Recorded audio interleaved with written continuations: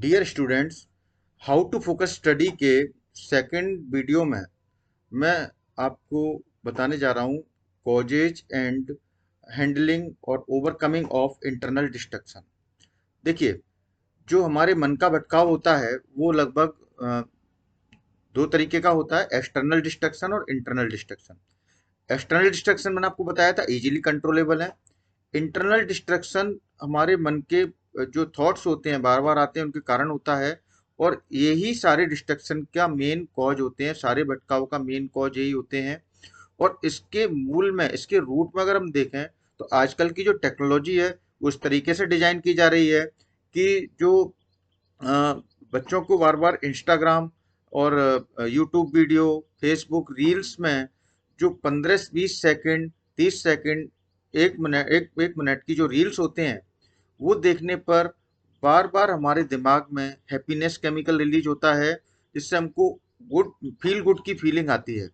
और ऐसा करने से क्योंकि हमको बार बार अच्छा लगता है तो हम उसको कीप ऑन स्क्रॉलिंग रखते हैं और बार बार हम उसको चलाते रहते हैं, कंटिन्यूस में इन्वॉल्व रहते हैं। ये हैप्पीनेस केमिकल जो होता है, जो बार बार हमारे दिमाग में निकल रहा है, डोपामिन, इसकी हमको एडिक्शन हो जाती है। इस कारण से हम उसमें कीप ऑन इन्वॉल्विंग रहते हैं। अब अगर हम एजुकेशन की बात करें, अगर हम पढ़ाई की बात करें, स्टडी की बात करें, तो उसमें इतना शॉर्ट ड्यूरेशन में कोई भी रिजल्ट हमारे सामने नहीं आता है। 30 सेकंड, 1 मिनट के वीडियो में आप कुछ ज़्यादा उसकी वैल्यू नहीं ले जा सकते हैं, इसलिए उसमें समय लगता है। और चूंकि हम क्विक डोपामिन रिलीज के एडिक्ट हो चुके हैं, और इस कारण से हमको एजुकेशनल वीडियो, लेक्चर पढ़ना थोड़ा सा बोरिंग लगता है और बार बार हम हमारा मन भटकता है, डिस्ट्रैक्ट होता है। इस चीज को कंट्रोल करने के लिए हम कई तरीके के अपना सकते हैं, कई तरीके अपना सकते हैं।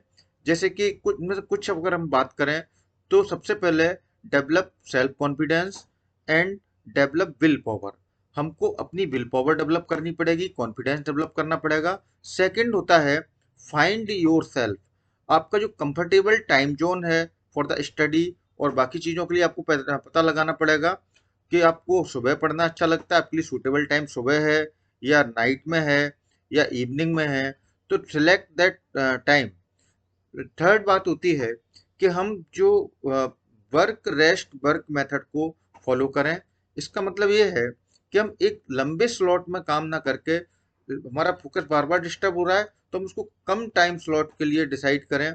10 मिनट, 15 मिनट, धीरे धीरे बढ़ा के 20 मिनट, 30 मिनट, और हर एक वर्क पीरियड के बाद 5 to 10 मिनट का रेस्ट लें या 2 to 5 मिनट का रेस्ट लें, जैसे भी टाइम पीरियड है उसके अकॉर्डिंग।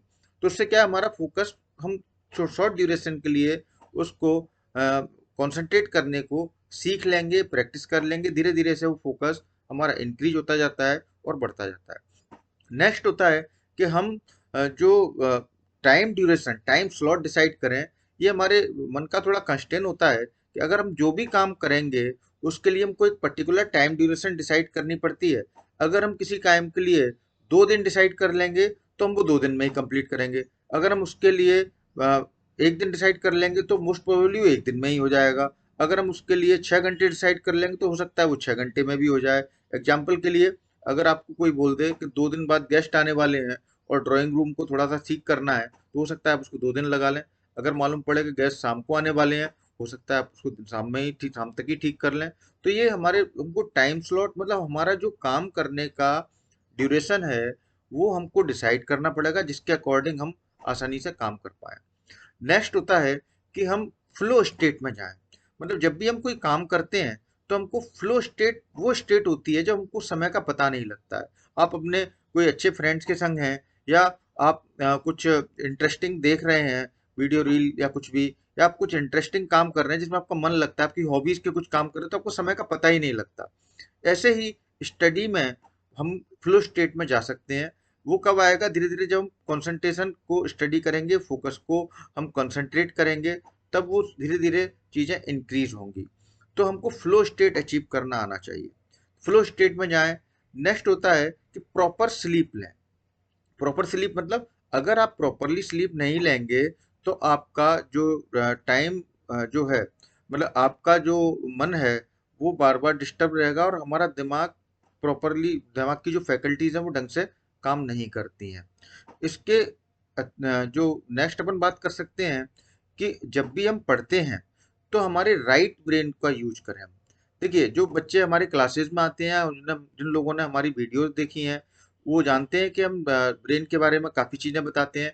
ऐसी जो ब्रेन हमारा होता है वो दो पार्ट का बना होता है। जो right part of the brain है, राइट सेरिब्रल हेमिस्फीयर, वो क्रिएटिवनेस का होता है, वो किसका आर्टिस्टिक स्किल्स का होता है, वो म्यूजिकल स्किल्स का होता है। तो जब भी हम पढ़ें तो और उसको हम कोशिश ये करें कि हम डायग्राम्स के तौर पर याद करें, फ्लो चार्ट के तौर पर याद करें, राइम्स के तौर पर याद करें, क्योंकि जो भी मेमोरीज राइट ब्रेन में स्टोर होती हैं उनमें मोर देन 90% रिकॉलेबल होती हैं, वो आसानी से हमको याद आ जाती हैं।